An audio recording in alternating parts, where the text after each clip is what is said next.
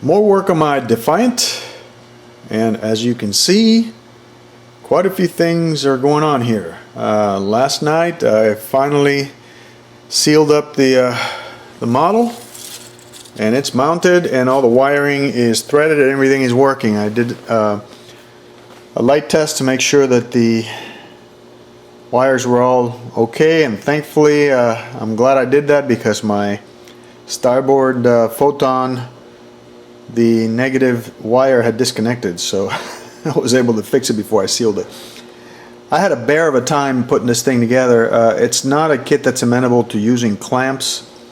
I happened to be online with my friend Chuck Brooks at the time, and he suggested tapes just like this.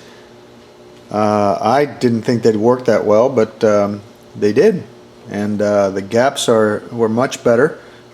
So thank you to Chuck for that tip, and afterwards when I spoke with Boyd, he says he uses them for all his kits, so I guess there's a lot I still need to learn about kit building.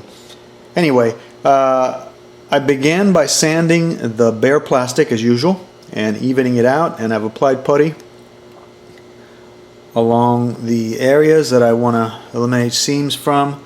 As you can see, I'm going around. I've sanded already around the impulse engine. There's still a lot of work to be done. There's still a lot of seams there that need to be covered up.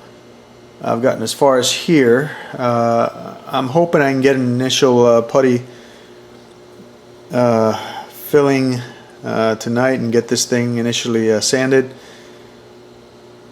because I suspect this is going to need several rounds of putting and sanding before I can get these seams out of here. As you can see, some of them are rather significant, but well, I guess I've seen worse.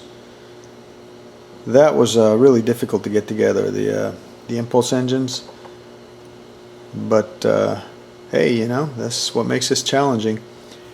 Anyway, it's looking good on its flexible gooseneck rod there, and hopefully once I get all the seams out of the way and get it repainted and retouched. Oh, I've got to do some work up here. I've got it all puttied up and I've been sanding. Hopefully after I get all that done, I'll have Jerry's decals. He's still working on them. You know Jerry, he's a perfectionist. That's why his stuff is so good. I'm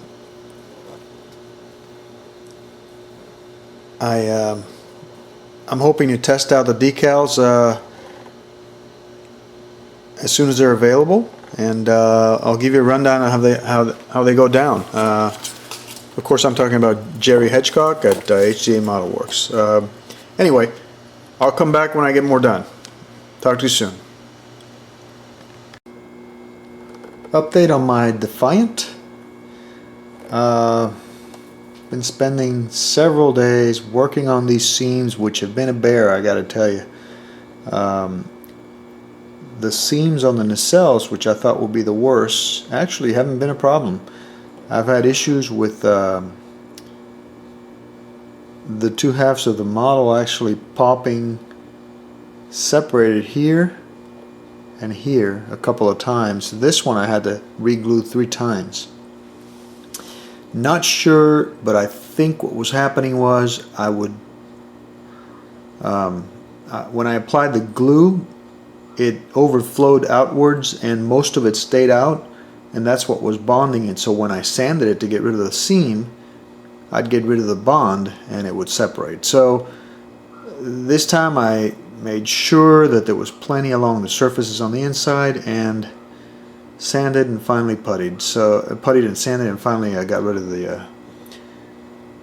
the seams. So I'm happy with the way they look. As you can see, they've got primer on them. Now, one other thing that I did with this kit that I hadn't done before, and which I will definitely do in the future, I had been meaning to use this technique, and I had done it for applying with a paintbrush, but I hadn't done it with for the airbrush. I decanted the primer and put it in my airbrush and applied it with the airbrush, and I got a lot better control of the primer application into selective spots. Oh, here's one right here. As you can see, you get as much control as with paint. So from now on, for fine detail work and retouching, I will definitely decant. And what I'm gonna do is, I know for a fact this stuff is sold in big cans like these, so I'm gonna buy it like that from now on. I talked about this with Boyd in the past, and we'd both sort of come to the conclusion that that was probably a better option in the long run. I'll probably still get cans, because for some of the larger stuff it's fine to use a can and spray it. It's quick, it's expedient, and you don't have to prepare an airbrush. But for fine detail work and retouching like this, which I do a lot of, obviously when the kit is put together and sanded and repainted, definitely going to use that technique. So looks like it's all set. I'll let it dry and sit until tomorrow, and then come back and use the base color to touch up all the areas that I primered. And if there's any imperfections I still don't like, I'll retouch them. For the most part, I think the major work is done. Now I am waiting on Jerry's decals with bated breath. He is coming up with a set of wallpaper decals and decals for this ship, which I anticipate will be fantastic. I'm really anxious to try these out, and I will definitely keep you guys apprised when I am applying them, because let me tell you, if these things are as nice as I suspect they are, and Jerry puts them out as a product, he's not going to be able to keep up with the orders when people start building this kit. So I'll keep you apprised. Anyway, talk to you soon. Okay, back with the Defiant. All the touch-up work is essentially done. I have reprimered all the seams that had to be fixed, and then repainted with a hull color. I applied canopy glue to the windows, and touched up the beacon on the bridge, which has been a royal pain. I've had to use Aves epoxy to resculpt the edges, essentially. The resin part was full of pits. I had to use multiple sandings on it. It's still not perfect, but at this point I'm just going to hide whatever imperfections I have with the decals and be done with it. I'm waiting for that to dry so I can paint it. I had to work on the starboard lower phaser. The SMD died. Fortunately, I tested it before I went any further. I had to take this apart, pull out the old SMD. Fortunately, the wires were still live. I was able to test them. I hooked up a new SMD, soldered it in, shrink tubed it to insulate it, and stuck it back into the hull, and it works. So I've got the decals by Jerry Hedgecock at HDA Model Works, and these things look amazing. 3 sheets of them. Put them over here.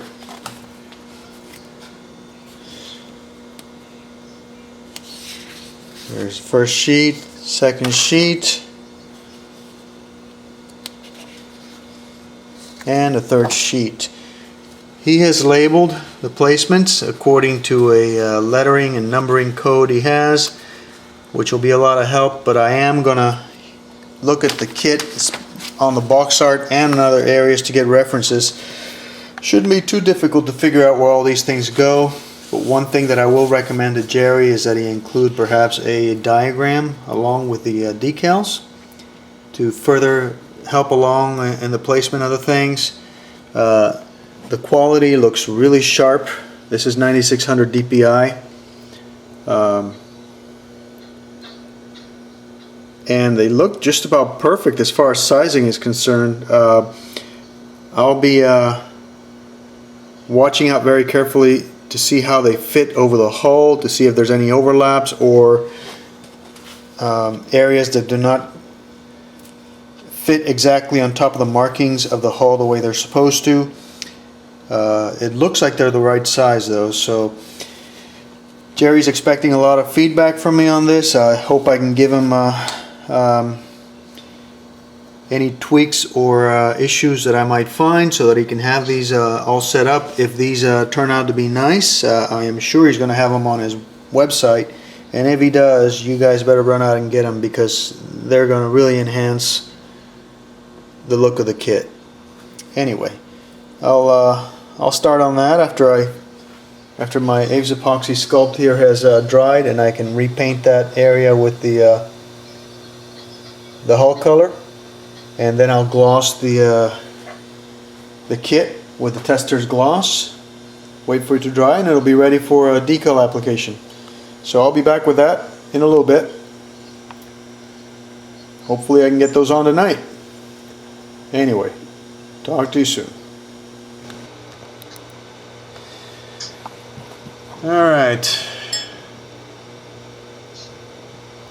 let's see here. I've been looking over the decals, and I'm going to start with the top here. It's coated, as I told you, top port. Not sure about the number. I guess that's just the sequence in which it's supposed to go. These are the markings on the front of the nose. From what I can tell of the markings themselves, they correspond to the markings on the hull very closely. I don't think they're going to overlap or anything. I think they're going to fit just perfect. So I'll start with that. Let's start with this one here. Now I'm assuming that they're going to sit next to each other because this is continuous here, according to the box art anyway. When you look at the box art, you can see the marking is continuous and the registry number goes on top. Now I could look at some reference pics before I do this, and in fact, you know, I think I'm going to do that. But well,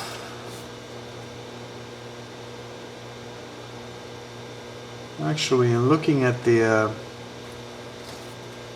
fit, it makes perfect sense that these two halves would go together because that's just the length of the segment there. Let me go look at that and I'll be right back. Okay, back, and definitely in looking at the reference pictures, these two go together next to each other. There's no gap in there. So it's just the way that decals are designed.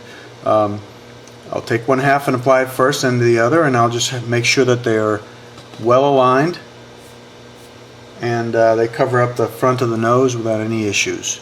Okay, so I'll do that now, and I'll show you the result of the first one anyway. Be back in a jiffy. Okay, I've got the two front decals cut out and trimmed, and in looking at the way that they fit on the tip of the nose, I see that they're designed to overlap actually, so that they align very nicely. The hull itself has a marking, so you just follow the outline and lay them in there.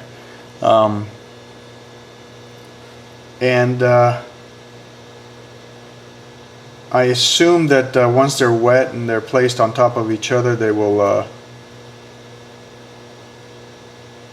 look pretty natural and flow into each other. But if not, I guess I can cut them. At any rate, I'm going to go ahead and apply them now, and I'll show you the result after I'm done. Alright, I've gone ahead and applied the nose decal. Zoom in so you guys can see it. All in all, the fit is pretty good. I did have to trim a piece of the decal off, as you can see, because when they overlapped you could see a darker square, so you can't have that obviously. There's an almost imperceptible line that you can see there. Really have to get up close to see it.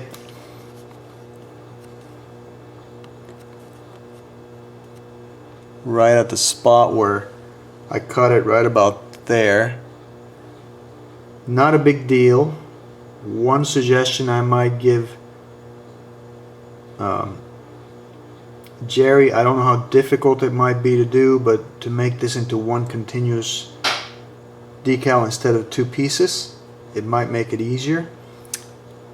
Just a thought. It could be dealt with. This can be used. It's no biggie. But the quality is awesome. The thing lays over the whole detail.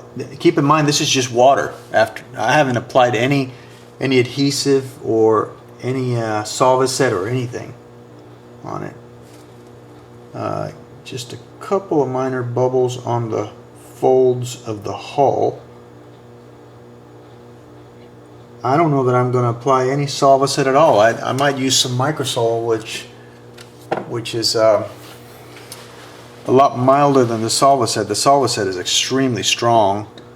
It has to be used judiciously. Let's see, where's my Solvacet brush? I gotta find it in the progressive entropy of my shop here. I've been cleaning up today and I have organized it, but there's still some stuff that I need to look for. Ah, here we go. Got it. But the decal adheres very nicely.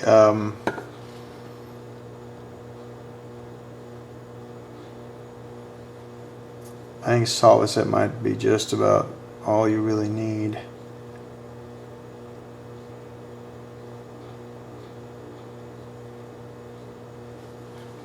I mean, not Solvacet, Microsol. Sorry. I have Microsol. I also have Testor's decal bonder. I don't use it that much. I had a bad experience with one decal that had basically dissolved on my Cardassian ship, but that might just have been the age of the decals. This is a Solvacet, very strong stuff. It basically softens up the decal to the point that it just sinks into the crevices. But these decals are such quality that I don't know that I'm going to be needing that. So I'll go ahead and apply the next set, which is the